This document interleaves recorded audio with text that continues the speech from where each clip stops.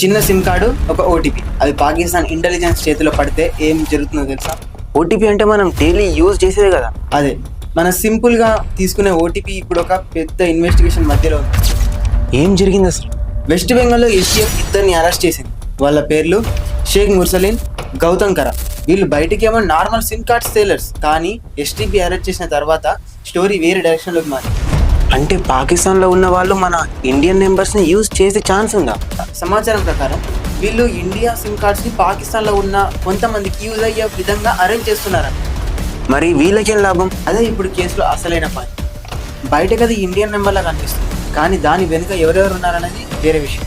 Course చెప్తున్న దాని ప్రకారం ఒక్క ఓటీపీకి 3000 నుండి 5000 వరకు డబ్బులు వసూలు చేశారంట. ఒక ఓటీపీకి అంత అమౌంటా? అవును, అందుకే ఎస్టీఎఫ్ దీన్ని చాలా సీరియస్గా తీసుకుంటుంది. ఇంకేమైనా దొరికిందా? మల్టిపుల్ మొబైల్ ఫోన్స్ దొరికాయి, చాలా సిమ్ కార్డ్స్ దొరికాయి, ఫారెన్ నెంబర్స్తో కాంటాక్ట్ ఉన్నట్టు ఎవిడెన్స్ కూడా దొరికింది. ఇది ఎంత కాలం నుంచి జరుగుతుందంట? నిన్న మొన్న జరిగింది కాదు. ఎస్టీఎఫ్ అనుమానం ప్రకారం దాదాపు 3 సంవత్సరాల నుంచి ఈ పని జరుగుతుందంట. 3 సంవత్సరాల నుంచా? అవును. ఈ పీరియడ్లో సుమారు 400 సిమ్ కార్డ్స్ యాక్టివేట్ చేయడానికి హెల్ప్ చేసినట్టు ఎస్టీఎఫ్ అనుమానిస్తుంది. 400 సిమ్ కార్డ్స్ అంటే చిన్న విషయం కాదు బ్రో. నిజంగా ఇది ఇద్దరి పని మాత్రమేనా, లేక వెనుక ఇంకా పెద్ద నెట్వర్క్ ఉందా?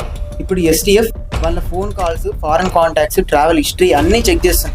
ముర్సలిన్ ఫారెన్ ట్రిప్స్ కూడా చాలా ఇన్వెస్టిగేషన్లో బయటకు వచ్చినాయి. అంటే ఎస్టీఎఫ్ ఇంకా చాలా డీటెయిల్స్ బయటకు తీయాల్సి ఉంది కదా? చాలా ఉన్నాయి. నిజం చెప్పాలంటే ఇది జస్ట్ చాప్టర్ 1 మాత్రమే. మరి చాప్టర్ 2 ఏంటి? ఒక్క నిమిషం ఆలోచించు. 3 సంవత్సరాల్లో 400 సిమ్ కార్డ్స్ యాక్టివేట్ అయ్యాయంటే ఆ 400 సిమ్ కార్డ్స్ ఇప్పుడు ఎవరి దగ్గర ఉన్నాయి, ఎక్కడ యూజ్ అవుతున్నాయి, మరి వాటి ద్వారా ఇంకేం జరుగుతుందో అదే ఇప్పుడు తెలియాల్సిన విషయం. ఎందుకంటే ఎస్టీఎఫ్ చేతికి దొరికింది ఇద్దరే, కానీ వాళ్ళ వెనుక ఇంకా ఎంతమంది ఉన్నారనేది తెలిస్తే ఈ కేసు మొత్తం వేరే మలుపు తిరగచ్చు. మరి ఆ 400 సిమ్ కార్డ్స్?